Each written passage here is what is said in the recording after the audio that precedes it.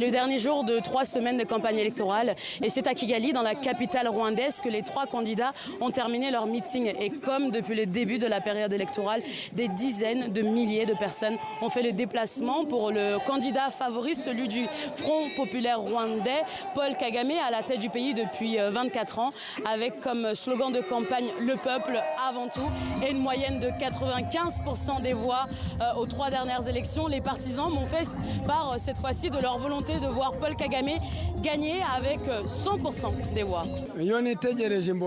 Quand j'y réfléchis, personne ne peut nous gouverner mieux que lui. Il a sorti ce pays du gouffre.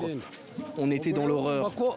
Vous comprenez donc que nous, les Rwandais, nous sommes confiants sur le fait qu'il sera élu à 100%. Les autres candidats, c'est pour le spectacle. On ne peut vraiment pas comparer notre président à eux. C'est notre candidat, c'est lui, rien que lui.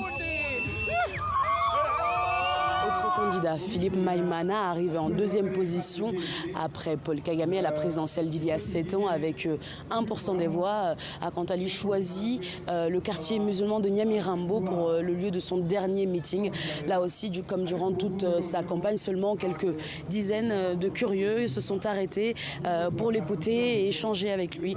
En fin de journée, c'est aussi le quartier de Nyamirambo, là où je me trouve actuellement, que Franck Habineza, seul candidat d'opposition à cette présidentielle, a choisi pour son dernier meeting. Il s'agit du tout dernier meeting d'ailleurs de cette journée, et comme vous pouvez le voir derrière moi, à peine une petite centaine de partisans ont fait le déplacement. Mais malgré ce constat, les partisans du Parti vert démocratique ont quand même espoir pour cette élection. Je sais qu'il va gagner. Il en est capable. Je suis certaine à 50% qu'il va gagner. Pour rappel, plus de 9 millions de Rwandais sont appelés aux urnes ce 15 juillet pour élire leur nouveau président pour les 7 prochaines années.